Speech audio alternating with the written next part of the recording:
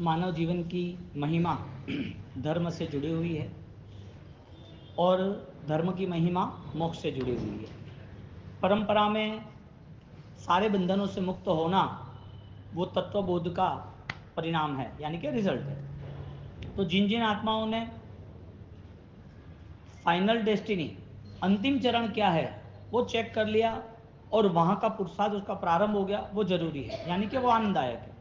तो जिसने अंतिम चरण देख लिया है कि बंधन मुक्त अवस्था ही सर्वश्रेष्ठ है, यदि बंधन मुक्त नहीं हुए तो ये संसार हर बार एक नई यात्रा पे सुख दुखों के साथ परिभ्रमण चालू रखेगी।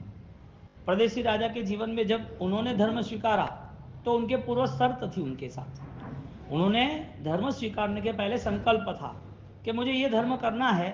इसका मतलब ये है कि मैं अपने भावों से अपनी अपने संकल्प के पूर्वक, अपनी सम्मति पूर्वक मैं करना चाहता हूँ।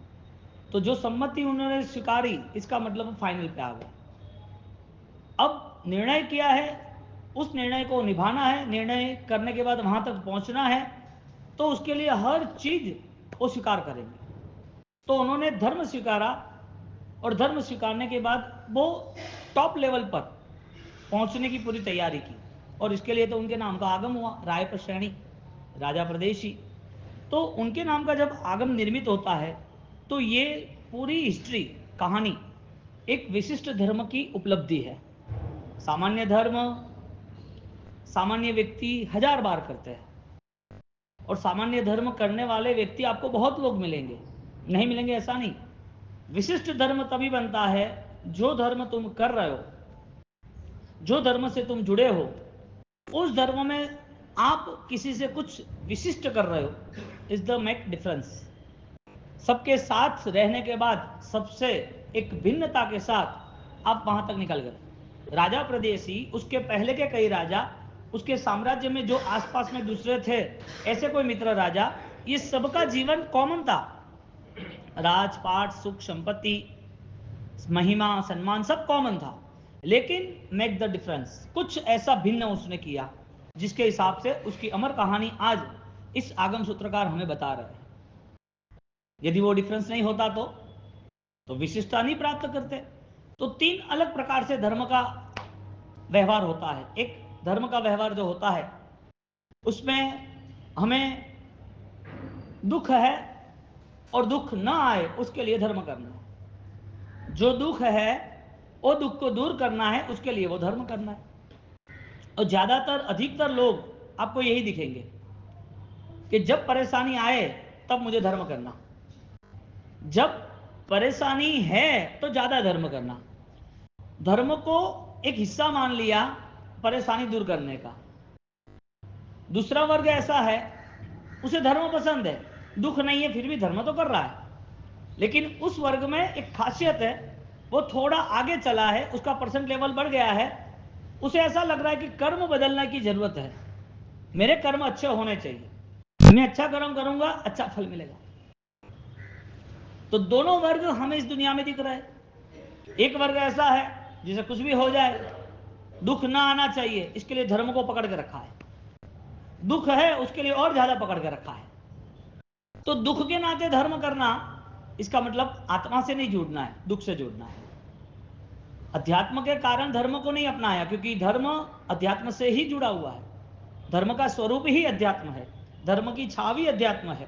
तो धर्म का यदि उसका स्वरूप अध्यात्म हो तो उससे विपरीत चलने वाला, उससे अलग चलने वाला, उसे धर्म कैसे मिल सकता है?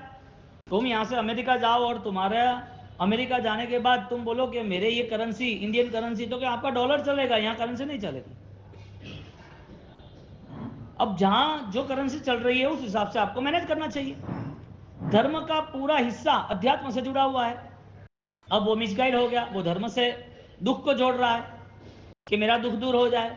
तो जहां जहां प्रॉब्लम्स खड़ी हुई वहां वह पुरुषार्थ करता रहा, लेकिन पुरुषार्थ में उसे ऐसा लगा कि मुझे अब सुख मिलेगा, मेरा अब दुख दूर होगा, अभी शांति मिलेगी, हालांकि होती नहीं है। पूर्व का कोई अच्छा कर्म होता है, वो कर्म के कारण वो जीव को कुछ समय के लिए बदलाव लग रहा है, वो टेम्पररी सॉल्यूशन है, परमानेंट सॉल्यूशन नहीं है। और जिनका परमानेंट सॉल्यूशन नहीं है वो वापिस धर्म को स्वीकार करेगा, दुख दूर करेगा।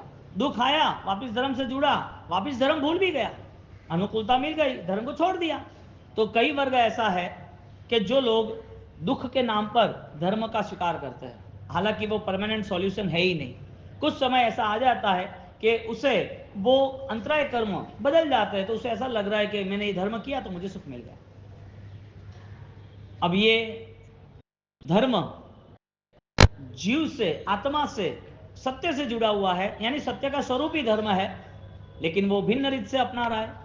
तो जिन जिन लोगों ने धर्म को अध्यात्म से नहीं चुना है, उन लोगों को बहुत कुछ नहीं मिला है, बहुत कुछ नहीं मिलता है।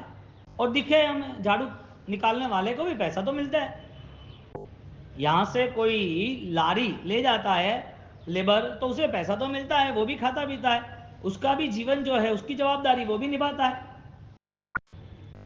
जीवन तो हर मानव निभाता है, लेकिन किसी की ऐसी विशिष्ट बुद्धि होती है, वो कोई ऊंचाई पे जाने के मन बना देता है। तो एक सामान्य बुद्धि वो धर्म को चुनाव यानी धर्म का स्वीकार करता है, तो वो धर्म सिर्फ दुख के लिए स्वीकार करता है, हालांकि पुण्य है। दुख है, वो दुख स्वीकार्य योग्य है, त्याग्य योग्य नहीं है। क्योंकि जहां जहां कठिनाइयों का स्वीकार किया है, वहां वहां भगवान आके खड़े रह गए। जहां जहां भी उन्होंने मुश्किलों को अपनाया है, वहां परमात्मा का स्वरूप, परमात्मा आ ही गए हैं। तो धर्म को हमने स्वीकारा दुख मुक्ति का साधन। ज्ञानियों ने कहा अनंत संसार की दुख मुक्ति का कारण धर्म ही है। हमें कौन सा दुख मुक्त करना है?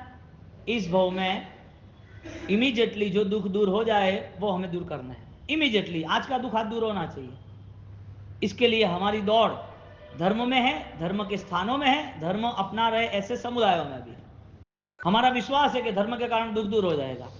ज्ञानी और कई शास्त्र, कई भगवंत कहते हैं कि दुख दूर करने के लिए धर्म नहीं है, दुख में समाधि रखने के लिए, कॉम्प्रोमाइज नेचर बनाने के लिए धर्म है।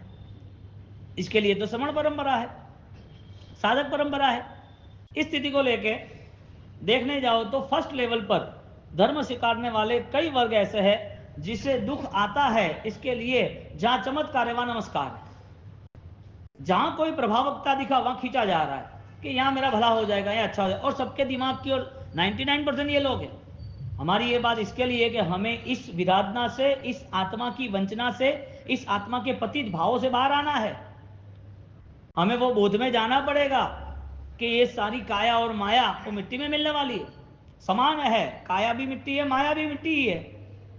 ये बोध नहीं प्रगटा, नहीं पता चला, तो हमारा ठोकर खाना तो निश्चित है, और ठोकर खा ही रहे। कुछ समय के लिए धर्म को अपनाने वाला वो क्षणिक धर्म से राजी होता है तो क्षणिक सुख ही मिलेगा, यानी कि दुख कभी दूर नहीं होता। और ये बात आप संसार में देख लो। तो पहला वर्ग ये है जिसे दुख दूर करने के लिए धर्म है। दूसरा वर्ग ऐसा है जिसे कर्म दूर करना है, दुखी है इसके लिए धर्म नहीं कर रहा है, दुख ना आए उसके लिए धर्म कर रहा है। उसको क्या करना है? दुख ना आए इसके लिए धर्म करना है, दुख ना आए उसके लिए धर्म करना है। तो धर्म जो हो रहा है वो तो शरीर मांग रहा है, धर्म शरीर कर रहा है, धर्म शरीर से जुड़ गया है, धर्म शरीर अनुकूल है इसके लिए धर्म है। शरीर को हमने परंपरा में हमारा जन्म हुआ है, जिस ग्रुप में यानी जिस कुल में हमारा जन्म हुआ है, उस समाज को लेके, गांव को लेके, परंपरा को लेके हम धर्म कर रहे हैं। तो धर्म कुल से, शरीर से, समय से, परंपरा से जुड़ गया है। तो वो धर्म करने वाला जीव, धर्म के पास जुड़ने वाला जीव, उसे कोई ऐसा बोध नहीं है कि धर्म का अस्तित्व शाश्वत है। उसे इतना ही बोध है दुख ना आए उसके लिए धर्म करना। इसके लिए व्यवहारिक संसार में कहा जाता है भाई हावल कर्म करिए हो, हावल कर्म वही तो हावल वही। बच्चे को क्या संस्कार देते हैं? भाई कर्म बूढ़ा कर जाए मती, हाँ कर्म धके आले 2 कदम का हजमाओ आप है। अपन क्या समझाते हैं उनको कि भाई कर्म अच्छे करना, और यही चलता है अच्छे कर्म का अच्छा फल। अरे अच्छा फल और फल की परिभाषा क्या? कौन से फल को अच्छा फल कहेंगे? जो आपका कर्म बदल जाए, जो आपका सुख बदल जाए, जो कंडीशन आपकी बार बार बदले, आपको सुख मिला है भौतिक, आपके कर्म अच्छे हैं तो पुण्य ने आपको सुख दे दिया, लेकिन ये बदलता ही जा रहा है। तो ऐसे कैसे कर्म कर रहे हैं कि सुख के साथ ही जुड़ना? सुख मुक्त क्यों नहीं होना? साधन से मुक्त क्यों नहीं होना? एक नेचुरल लाइफ जो है, एक सहज जिंदगी जो है, कोई भी बंधन से मुझे लेना देना नहीं है, यानी कोई बंधन ना हो, कोई चीज ना हो तो मैं जी सकता हूं आराम से। हर चीज के पीछे हमारा लगाव और हमारी दौड़, हर चीज हमारे जीवन में हमें चाहिए ही चाहिए, उसके पीछे 18 पाप जो पड़े हैं उसका तो हमने बोध नहीं किया। कोई भी चीज की प्राप्ति के पीछे पाप करना पड़े और वो पाप आपको डुबाए, दुखी करे, ऐसी चीज धर्म के नाते नहीं हो सकती। इसके लिए धर्म को कर्म के साथ नहीं जोड़ा, धर्म को सत्य के साथ जोड़ा, धर्म को दर्शन ज्ञान चारित्र के साथ जोड़ा, धर्म को एक विशिष्ट सत्य अस्तित्व के साथ जोड़ा। अब जो भी जीवन है अनित्य है, असरण है, हाँ, असुचि भरा हुआ जीवन है, ये सोचेगा कौन? भरत महाराजा वो जब अरिसा भवन में खड़े हैं, तब अरिसा भवन में इतने महासाम्राज्यों में उनकी एक गहने की विटी गिर गई और वो परेशान हो गए। सोने की विटी गिर जाती है, गहना रहित शरीर दिख रहा है, उसे उस शरीर में अनित्यता दिखती है कि मेरी शोभा वो मेरे लिए गहना है, मैं खुद नहीं हूं, मेरा मन नहीं है, मेरा धर्म नहीं है। शोभा की शक्ति बढ़ती गई। गहना शोभा है नहीं, शरीर शोभा है नहीं, मेरी अनुकूलता कर्मों के कारण मिली, वो कर्म का पुण्य शोभा है नहीं, तो भी शोभा क्या है? मेरी आंतरिक शक्ति, वही मेरी शोभा है। वो चेंज होते रहे, वो बदलते गए और वहां केवल ज्ञान की प्राप्ति हुई। कैसे हुई? काया रे माया रो भरोसो जग में कोनी भाई रे। आचार्य भगवान जैनसन श्रीमान ने अच्छी रचना की है अनित्य भावना की।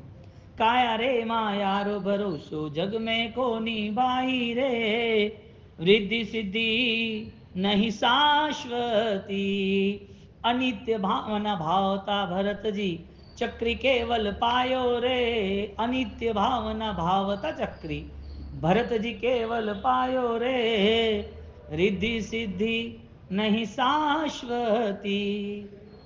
अब महाराजा को जो ज्ञान हो सकता है, उनको जो बोध हो सकता है, वो जो जीवन में जी रहे उसमें अच्छा व्यवहार कर सकते हैं, उनकी जो जीवन यात्रा है उस जीवन यात्रा में उनको एक नई जीवन यात्रा कैसी हो सकती है, नई दिशा कैसी हो सकती है, वहां तक जाने का उनका संकल्प हो गया है, तो फर्क क्या तुम में और उनमें? चक्रवर्तियों को त्यागने में क्या मजा आया? भगवान परमात्मा थे तो वो भी राजपाट सुख संपत्ति त्याग दिया, इंसान थे ना, चक्रवर्ती इंसान थे ना, क्यों त्यागा? राजा महाराजाओं ने क्यों छोड़ा? ये परंपरा है कि मुझे कर्म बदलने के लिए नहीं करना है, मुझे मेरे अज्ञान को बदलने के लिए, मेरे अंदर छिपी हुई सात्विक भावना है उसे प्रकट करने के लिए जिस जैसी कंडीशन आएगी ऐसे कंडीशन में मैं और अवेयरनेस और अलर्ट हो जाऊंगा, मैं और जागरूक हो जाऊंगा कंडीशन के आधार पर। और जो जो भी कंडीशन मिली उस कंडीशन पे धर्मात्मा थे वो और जागरूक हो गए, क्योंकि उनका पूरा लक्ष्य उनका शाश्वत स्थान पे था। अब शाश्वत स्थान पर यदि लक्ष्य आ जाए तो उसे कौन हरा सकता है? तो यहां प्रदेशी राजा ने तय किया, संकल्प किया कि कुछ भी हो जाए मुझे अच्छे जीवन से जुड़ना है। अब धर्म करना था तो पाप तो थे तो प्रायश्चित किया, पाप जितने मन से किए थे तो मन का प्रायश्चित किया, उस पाप के प्रति जो आसक्ति थी तो वो पाप इस भाव धर्म अनासक्त तो भाव कैसे आए, अलिप्तता कैसे आए, कैसे सब छूट जाए, ऐसे भाव से प्रायश्चित किया। तो ये जो प्रायश्चित का क्रम चला वो प्रायश्चित का कर्म आत्मा को परमात्मा बनाने तक ले गया। इसके लिए पहले तो एक मॉरल तय करें कि प्रभु शासन का मैसेज क्या है, दूसरा एक मॉरल सेट करें धर्म क्रिया हमें करनी है तो किस उद्देश्य से करनी है, वापिस आगे का तीसरा मॉरल सेट करें क्या हमारा जीवन धर्म चाहता है कि नहीं चाहता है, और करता है तो सही मायने है या नहीं है, और सही मायने है तो क्या ऐसा व्यवहार होना चाहिए कि नहीं होना चाहिए। यदि उसे परिवार में एक आदमी पसंद नहीं आ रहा है, उसके प्रति रिएक्शन है, उसकी ईर्षा निंदा करनी है, परिवार की बात कर रहे हैं, गांव की बात कर रहे हैं, उसके प्रति घृणा भाव आ रहा है, तो ये जीवन योग्य भगवान ने कहा है कि नहीं कहा है? तो मिच्छामि दुक्कडम का उद्देश्य क्या? क्षमा क्यों मांगना? एक राजा महाराजा वो अपने जीवन को ढंग से जीता था, उस जीवन में उसे लगा कि मेक द डिफरेंस, कुछ बदलना पड़ेगा, नहीं चलेगा इसमें। और राजा को ये बोध हो गया, तो राजा एक इंसान था, उसकी जीवनचर्या इस संसार की पृथ्वीलोक की मृत्युलोक की थी। तो मानव जीवन में आने के बाद उस राजा को ऐसा कैसा परिचय हुआ धर्म का कि जिसके हिसाब से उन्होंने मूलभूत बदलाव कर दिया, और वो बदलाव उनको फलीभूत हुआ। आपके पास आपका जीवन आपको सुखदायक, आरामदायक, शांतिदायक, तनाव मुक्त, इच्छा मुक्त लग रहा है कि नहीं लग रहा है? यदि नहीं लग रहा है तो फिर जो कर्मों का फल है, जिन जिन लोगों ने भुगता है, वो सामने आएगा। तुम कितनी भी मेहनत कर लो कर्म दूर करने के लिए, वापिस कर्म तो होता ही है। 48, 24, 24 घंटे सारे कर्म बंधन तो है ही। आपने 1 घंटा, 2 घंटा, 3 घंटा आपने कोई भी आराधना स्वीकार कर ली, तो उस स्वीकार करने का मूल उद्देश्य यदि अध्यात्म होता तो अनंत भाव के कर्म समाप्त हो जाते, लेकिन अध्यात्म नहीं था। धर्म क्यों करना, क्रिया क्यों करनी, कुछ ही समय लिए क्रिया क्यों करनी, पर्युषण तक हमें धर्म क्यों पसंद है, इसका जवाब कौन खोजेगा? और कई सालों से यही चल रहा है, कई सालों से ये चल रहा है। 50 साल के आदमी को पूछो, 60 साल के आदमी को पूछो, 70 साल के आदमी को पूछो, आज जिसने स्वीकारा है उसको पूछो कि 4 दिन 10 दिन पहले तुमने किस भाव से ये किया था। यहां पर हमारा कोई मॉरली तैयार नहीं हो रहा है। हम यहां पर बैठे तो है, लेकिन यहां पर हम समय बर्बाद करने के लिए बैठे हैं। अब आप बोलोगे बाबूजी ऐसा थोड़ी होता है, समय बर्बाद नहीं होता है। समय तो सही होता है। समय बर्बाद यानी जहां रिजल्ट नहीं है वो समय बर्बाद है। बच्चे भी पढ़ते तो है स्कूल में, फेल हो गया तो बोला मैं पढ़ा तो हूं ना, 6 घंटे जा तो रहा था, ट्यूशन तो जा रहा था, लिख तो रहा था। उसके पापा 2 चाटा लगा दे, पढ़ने के लिए नहीं पढ़ना था, आगे बढ़ने के लिए पढ़ना था। पढ़ता है क्या? नहीं पढ़ेगा, क्या बोलेंगे? चाहे कहीं नहीं, तूने 5 साल भी तू 8 में, 9 में, 10 में 5 साल तू फेल हो, कहीं नहीं, तू पढ़ता तो है ना, चलता है। कोई भी क्रिया करते करते इस क्रिया की फलश्रुति क्या है वो पता नहीं चलेगा, तब तक उस क्रिया का बल प्राप्त नहीं होगा। और सबसे बड़ा बल यही है, तुम सर्व जीवों के साथ क्षमा भाव रखो, क्योंकि तुम बदला लेने की भावना नहीं रख रहे हो, किसी के प्रति दुर्भावना नहीं रख रहे हो। तो सबसे बड़ा उपकार तुम्हारे जीवन में तुम्हारे आत्मा के ऊपर है, और मिला हुआ अवसर सफल हो रहा है, वो विश्वास तुम्हें पैदा है, इसके लिए तुम किसी के प्रति गलत नहीं सोचते। शत्रुता क्यों खड़ी हो गई, कंपटीशन क्यों खड़ी हो गई? किसी को नीचा दिखाना है, इसके लिए सारे अनुष्ठान, इसके लिए फंक्शन, किसी से अच्छा लगे इसके लिए ये सब कुछ। तो इसका मतलब ये है तुम खुद का ही पतन कर रहे हो। ज्ञानी कह रहे हैं कि किसी की हत्या करेंगे ना तो वो आदमी मर जाएगा तो आपकी सजा हो जाएगी। शायद स्मार्ट हो गए, होशियार हो गए, कोई सेटिंग होगा तो सजा नहीं भी होगी, आप छूट जाओगे। लेकिन आत्महत्या होगी तो क्या करोगे? आत्महत्या यानी शरीर की हत्या नहीं, अंदर छिपी हुई जो परम पद की भावना थी, जो अवसर मानव जीवन का मिला था, जिसमें बहुत कुछ कर सकते थे, कुछ कर सकते थे ऐसा नहीं, बहुत कुछ संभावनाएं थी, वो सारी संभावनाएं समाप्त हो गई और आप कुछ नहीं कर पाए। ये जीवन जीते आदमी के लिए आत्महत्या से बहुत, आत्महत्या से कुछ नहीं। बहुत कुछ छोड़ के आए अपन, बहुत कुछ छोड़ दिया। अभी आज भी हम ये सुन रहे हैं, आज भी हमें पता चल रहा है, फिर भी हमारा माइंड एक्टिवेट नहीं है। हमारा इतना ही मन हो रहा है हमारा सामयिक हो जाए, इस 1.25 करोड़ के जाप की आराधना हो जाए, हमारा एकादशा उपवास हो जाए, परिश्रम हो जाए, हमारा चौमास हो जाए, हमें आनंद है। यहां तक सीमित हो ही नहीं सकता। ये बहुत सस्ता सौदा है, और सस्ते लोग जो, जिसके पास मूल्य नहीं है, वो महंगी चीज खरीद भी नहीं सकते। जिसके पास पैसे नहीं है, जिसको कोई परख नहीं है, वो स्वीकार भी नहीं सकता है। अब चेक करो आपका मापदंड कि आपको किस तरह से धर्म में प्रवेश करना है, अनुसरण करना है। और जिन जिन लोगों ने अनुसरण किया है उनको रिजल्ट मिला कि नहीं मिला? परदेशी राजा को मिला। परदेशी राजा वन बाय वन 18 पापों को चेक कर रहा है कि मेरी लाइफ में जो जो पाप हुए थे वो सारे पापों को समाप्त करने का अवसर आ गया है। मेरे 50-60 साल तक मैंने राजपाट सारा संभाला, सारी व्यवस्था सेट की, अब ये सारी चीजें नहीं होनी चाहिए। अब इस चीजों में से मुझे बाहर निकलना है। अब उसे मिला हुआ जितना भी योग था, राजपाट वाला योग नहीं, साधन सामग्री वाला योग नहीं, अब जो भी योग मिला है वो सारा के सारा योग अब प्रदेशी राजा अपनी आत्मशुद्धि के लिए तैयार करता है। आपका 24 घंटे में आपके अनुष्ठान का समय कम है, आपकी क्रिया का समय कम है, शायद साल भर में आपकी तपस्या का समय भी कम है, शायद तीर्थ यात्रा का समय भी कम है, लेकिन आपके भावों का समय तो कभी भी कम नहीं हो सकता। आपके अंदर की परिणति कभी भी जीरो नहीं हो सकती। ये तो लगातार ज्ञान की रुचि होनी चाहिए, गना लगातार अध्यात्म विकसित हो रहा है। क्रिया का समय लिमिटेड इसके लिए है कि उसके लिए समय की पाबंदी है, उसके लिए शरीर की पाबंदी है, इसके लिए प्रतिकूलता की पाबंदी है। हर क्रिया में कोई ना कोई लिमिटेशन है, लेकिन सम्यक ज्ञान में, अनुभव में, अध्यात्म में, अच्छे जीवन के लिए, अच्छी विचारधारा के लिए नो लिमिट, अनलिमिटेड पावर। ये कौन करेगा? प्रदेशी राजा को बोध हुआ, उन्होंने स्टार्ट किया, हमें उस रूट पे जाना है। 3 प्रकार के धर्म, दुख आया तो धर्म करना, दुख ना आए इसके लिए धर्म करना, अनंत दुखों की मुक्ति के लिए धर्म करना, यानी अज्ञान के लिए धर्म करना, यानी कि आत्मा के लिए धर्म। 3 प्रकार के लोग हैं इस दुनिया में।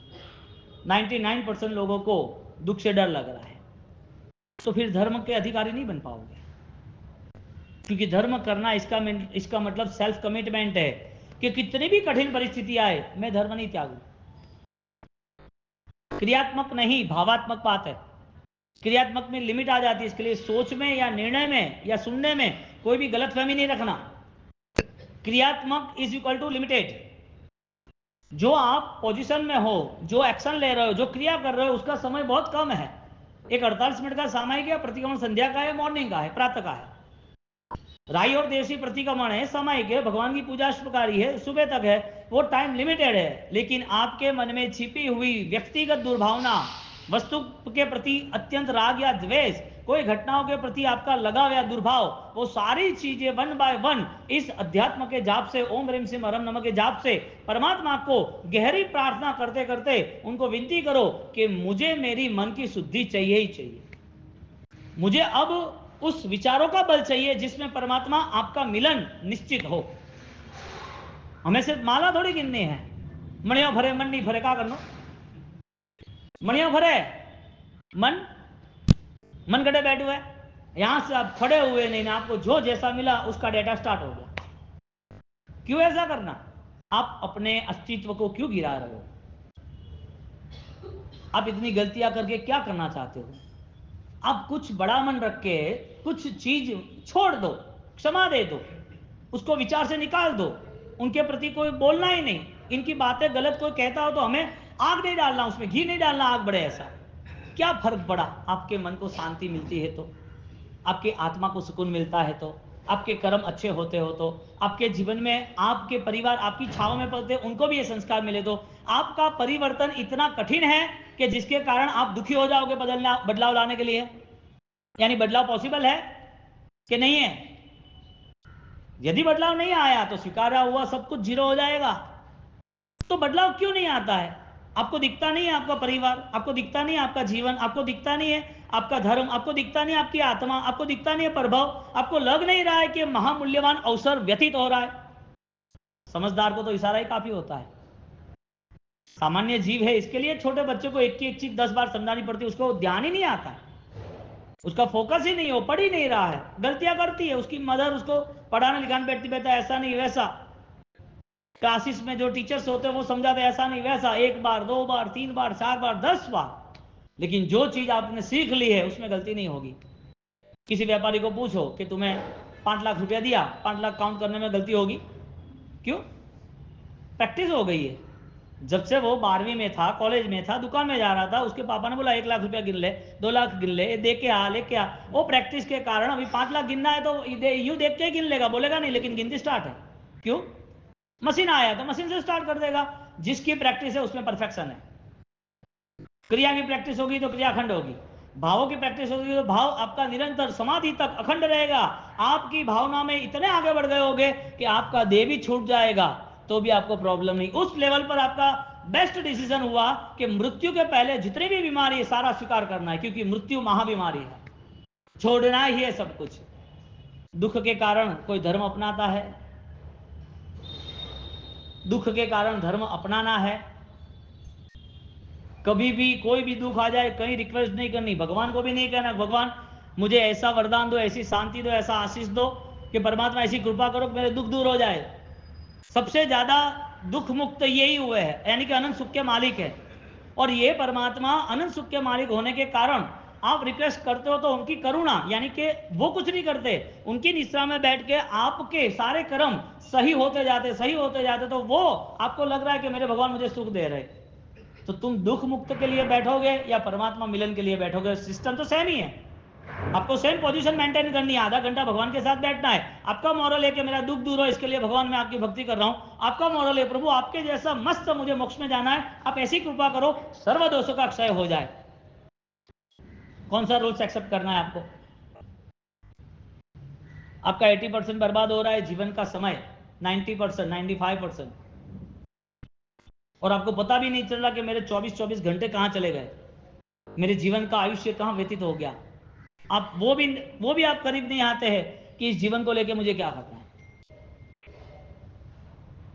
भगवान के सामने यदि आप दुख लेके गए तो वो धर्म का दोष लगेगा, निश्चय ही फेल हो गया।